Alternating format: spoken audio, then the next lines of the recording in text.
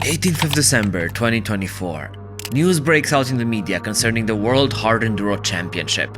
WESS Promotion GmbH, the Austrian company in charge of promoting the World Championship, has to declare insolvency over a lack of funds. The quoted cause is a ripple effect from KTM's own financial issues. Apparently, the promoter relied heavily on two sources of income, one from Red Bull and the other from KTM. According to Enduro21, the energy drink company had already slowed down the support for 2024, and now, with KTM's problems, they are unable to support WESS either. This was the final blow for WESS, and now the Hard Enduro World Championship is in muddy waters. Wait, what does a manufacturer competing in the championship have to do with the organization that's putting on the championship?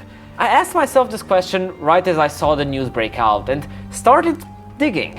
And what I found was a fascinating story of how the Hard Enduro World Championship came to be and how KTM's involvement never came without conspiracies attached to it. This entire story has its origins back in 2017, in the world of Enduro GP. Classic Enduro has been slowly and steadily declining, losing riders and audiences. The reality was, more and more people were losing interest in the sport. And I'm not saying that, one of the people involved with the Yamaha factory team was. I mean, as crowds grew thinner in one place, hard enduro events all over Europe were gathering massive audiences and attention. And for good reason. Look, the same person from Yamaha also said that the media coverage of the World Enduro Championship was lacking. Sure, it was improving, but not at the required pace. At the same time, tensions between riders, teams and Enduro GP promoters started to arise. The KTM group wanted something to be done in order to bring more eyeballs to the sport. They thought the championship promoters weren't doing enough. And then individual riders started having issues with those same promoters. Pascal Rauchnecker, one of such riders, mentioned on his Instagram that "I'm a bit sad that I have to leave a great sport and such an awesome team next year, but I'm happy to go away from a stupid promoter. Enduro ABC is just killing the sport." But media attention was not the only issue KTM was having. They threatened to quit the sport a few years back when Enduro GP dropped one of their classes. Basically, KTM could no longer compete with their 302 strokes or 504 strokes. There was simply no room for them. And then there was another thing, arguably the most important difference. Back in 2017, the divide between classic enduro and extreme enduro was growing bigger and bigger, but officially, there was still no clear differentiation between the two. According to the FIM, they both lived under the same enduro umbrella. It's just that one was obviously attracting way more attention, and it's easy to see why. Most of these extreme competitions benefited from the backing of Red Bull, which also included their own media house. This is a marketing mastermind company, capable of skyrocketing any event to amazing audience numbers. Seeing this, KTM pressured the promoters of Enduro GP and the FIM into including more extreme events as part of the World Enduro Championship. But with no luck, the FIM firmly stood their ground. They did not want to dilute a historic sport for the sake of a few extra eyeballs. And that did not sit well with the Austrian manufacturer, action which kick-started the idea behind WESS, the World Enduro Super Series. As tensions grew bigger and bigger, KTM threatened to leave the sport again at the end of 2017. This left other manufacturers like Sherco a bit sour. The Austrians had pressured the enduro world to change, only for those changes to not exactly work, and now they just wanted out. But this time, the threat was real. KTM was officially leaving the World Enduro Championship at the end of 2017. Instead, they would throw all their efforts behind the new series. Kind of like you could throw your mouse over the subscribe button. Cheers. Introducing WESS, the World Enduro Super Series. Announced in December 2017, this was a company from Austria that aimed to string together a bunch of different events into one coherent championship. They would take wildly different formats from beach races to hard enduros and crown one winner at the end of the year. This new championship was not sanctioned by the FIM, it was self-governing. The idea was to have one place where you could find the ultimate enduro rider, the one good at everything, from speed to technical ability. And WESS had one huge advantage. They had Red Bull Media House behind them. The marketing geniuses behind so many other projects would now pool together to promote this new championship. The potential exposure for manufacturers was going to be unreal. But with that, reactions to this announcement were mixed, to say the least. On one hand, KTM was ecstatic. Alex Doringer from the factory KTM team said the World Enduro Super Series is a great new championship that KTM has a lot of belief in. They were attracted by the diversity of races, but also by the perspective of letting amateur riders race alongside their idols on the tracks. Husqvarna officials also followed KTM's lead, unsurprising, I know. On the other side, Sherco and Beta were not so stoked about it. They claimed this was just a KTM championship, that without the FIM it could never become a real World Series. They also questioned the variety of events, since they were so different that someone like Jarvis could finish first in a weekend and not make the top 50 in the next. They argued that racing became too specialized for a system like this to work. And also, Fabrizio Dini, Beta's race team manager, had a really good point. A lot of these upcoming WESS races had wildly different sets of rules, making no sense to put them all under the same roof. In a way, Fabrizio predicted what was going to turn into a controversy a few years down the line. But anyways, WESS was happening, with or without Sherco and Beta support. But I think it's really important to take a close look at what exactly is this organization. Founded on the 15th of December 2017, this is an Austrian company that has Winfried Kerschhagel as one of its leaders. This is important because previously, Winfried had worked for around 10 years for KTM. According to official Austrian websites, WESS Promotion's purpose was that of promotion of a motorsport championship as well as patent transfer and reverser. Now, look, we've heard a lot that WESS was KTM's championship, and I always assumed that the Austrians had sponsored a lot of their events. Sure, I thought they had influence in doing so, but I never realized how wrong I was. You see, KTM wasn't just a main supporter of WESS. They literally owned 100% of the promoter company. If you look on the organizational diagram of Pirer Industry AG, initially you won't see this connection. That's until you read the fine print. Here, it says that Pirer Industry AG is a 100% shareholder in WESS Promotion GmbH.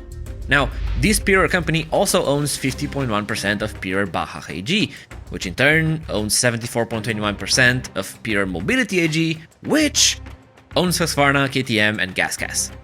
So, indeed, KTM itself doesn't own WESS, but the umbrella company owning both does, which, if you ask me, is kinda the same thing. Initially, with this new championship, WESS did not create a generalized rule set. Instead, they let every individual organizer deal with it themselves. What they were going to do was create a unified point system that was awarded after every stage, and by doing so, establish an overall leaderboard at the end of the year. In 2021, WESS entered into a collaboration with the FIM, pivoting the championship to only focus on hard enduro. Importantly though, some common regulations were created for this discipline, but the KTM-owned promoter was still going to be in charge of running the show. Under FIM supervision, but still in charge. As you would expect, these actions gave birth to a series of controversies. Erzberg 2022 was one such situation. After the start, Graham Jarvis's motorcycle stopped running. He limped it back to the paddock and spent an hour with his teammate trying to diagnose the problem. From the videos, it's not clear if other people helped him, but it seems so. It turned out that the fuel connector was only partially plugged in and thus starved the motorcycle. That day, with a 1-hour handicap, Jarvis managed to do the race of a lifetime, climbing back up to 10th place before getting time barred. Despite his efforts, the organization decided to disqualify the Brit for receiving outside help at the start line. This meant two things. First, Graham missed out on any World Championship points that year. But second, this managed to set a precedent. Get outside help when fixing your motorcycle, and you get disqualified. A couple months later, at Red Bull Romaniacs, Mani Lettenbichler starts having clutch problems during the first off-road day. As he passes the first live transmitted section, the problems get worse and worse until he can't continue. He gets assistance from the outside and manages to replace his clutch on the side of the trail. That day, Mani managed to recover the time and come back in 7th position. An amazing ride, but people were expecting the worst. Given Graham's precedent, they expected Mani to be disqualified. And yet, at the end of the day, he only received a 2-hour time penalty. That added time stuck, and Letty managed to do a great recovery ride by the end of the race, scoring important World Championship points. But there was an important question hanging in the air. Why was the Red Bull and KTM-backed rider allowed to finish? Why was he not disqualified? Was this fair? That was the question that KTM's main title contenders, Sherco with Mario Roman, were also asking. And they decided to file a protest with the FIM, challenging the penalty of the German. The thing is, the FIM stayed silent for months on end. As the championship approached its last stage at Hispania, a few points were separating the two riders. Suddenly, right before the race, the FIM finally spoke out and dismissed Sherko's protest, mentioning that the penalty given at Romaniacs was legal and fair. Mani won that year's Hispania, and with it, the World Championship. Before going any further, I want to emphasize that I do not intend to downplay any of the riders involved in this story. Arguably, Mani rode amazingly the entire season despite having to skip the first stage. You could argue that, with or without the penalty, he was one of the best riders that year. I'm not trying to insinuate anything about any of the riders. They all want to race and win. The reality was, a lot of people were left questioning these decisions. They looked angrily towards KTM, towards the FIM and WESS. It seemed like one of the riders was particularly favored, like rules were broken. Thing is, it's never that simple. Let me explain the facts. This is the 2022 FIM World Hard Enduro Championship rulebook.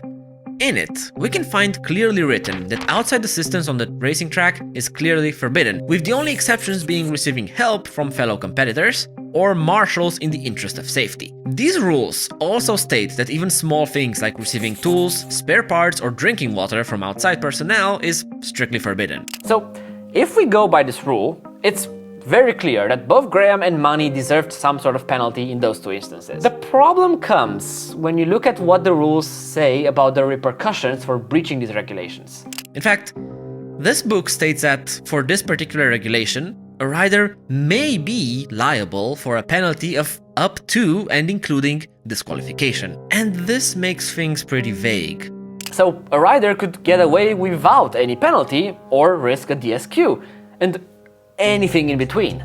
But then, if you look at the rule below, it states that spectators and team members are forbidden from entering the track and giving instructions. For this, a rider will receive a penalty between 30 seconds and disqualification, at the discretion of the clerk of the course. You see, at least in this case, they mention specifically who decides on the penalty. But in the case of the rule above, that's not specified. Before drawing any conclusions, it's important to understand who the three main organizing entities are when it comes to these races. First, at the top level, we have the FIM, a worldwide organization recognized as the governing body of motorcycle motorsports by over 100 federations. This is the only motorcycle organization recognized by the International Olympic Committee. They charge the championship promoters fees, and the FIM retains control over all regulatory aspects, rules and regulations of the championship. Now, we have the championship promoters, private entities managing the series of races. Their goal is to promote and market the races, while having to comply with all of FIM's regulations. They do support some of the race costs, but do pass some of them down to the final entity, the organizer. These organizers are usually local entities, in charge of putting on the core race and managing the show on the ground. In our case, WESS, the KTM-owned company, was the promoter of the Hard Enduro World Championship. Look, objectively speaking, in the events of 2022, no rules were broken or bent. That's just the factual truth. What you can argue with is how these rules were written, and this brings in a question of fairness, which sounds easy to fix at first, but I'm not so sure it is. This is part legacy of WESS's original Wild West approach to the rulebook, but in a nutshell, the main issue is how different the race formats can be. As a quick interruption, if you want to get ongoing updates on future projects and find out what topics I'm working on while also directly supporting the channel, we have launched a Patreon page. That being said, nothing changes on the channel and there's absolutely no pressure from our end. This is simply a tool for those who have expressed in the past their will to support us directly. Thank you, back to the video. Think about it. At a race like Erzberg, disqualification seems like a good measure since it's only a 4-hour race. You don't really have the time for time penalties. Plus, most people don't actually get to the finish, so how would you even calculate those penalties? Would you subtract waypoints? How? At the same time, take Romaniacs, a race that sometimes can take more than 30 hours to complete. Here, a disqualification seems much more aggressive, and a big time penalty might sound more appropriate. But then, is it? It kind of feels like we have to compare apples and oranges in order to create one set of consistent regulations. And this is the championship's biggest conundrum. Ultimately, factually speaking, we can't prove that KTM owning WESS had any direct influence over the results. We can speculate, insinuate things, but we can't clearly state that. What I can say is that I haven't heard of many world championships that are being run solely by one of the manufacturers involved in it. And the main problem with that is Let's try for a second to assume KTM was completely impartial, that WESS was absolutely fair to everyone. Let's say that, in a perfect world, they would have no pressure from anybody. Even in such perfect world, the simple fact that they owned the championship promoter would raise suspicions and questions. Even if they hadn't done anything wrong, this is an issue that would never go away. So, what does the future hold for Hard Enduro? Well, for now, we know that WESS Promotion GmbH is undergoing liquidation. The team behind it have said to be committed to organizing next year's calendar, possibly needing a different framework. That could mean another company or structure, but it's still to be decided. The same team has had discussions with the FIM, as the global motorcycling body does not want to lose this newly created championship. Allegedly, the FIM is trying hard to find some solutions. And this has a precedent, when in 2021, the International Federation was in talks to take over the World Enduro Championship from the ABC promoter, when their own sponsors quit and left them without the financial means. What this means for us and for the racers is, next year's championship might see American races dropped because of this lack of funding. On the other hand, a lot of these races were huge even before WESS or the FIM. Races like Romaniacs and Erzberg have a huge history behind them, so I don't see those being affected for us, average riders. The ripple effects of KTM's demise are reaching further and further, and things change every day. Before you ask, I will make a video about that someday, when we get the conclusion to all this, when we're done speculating and see what actually happened. Until then, have a good one. Bye.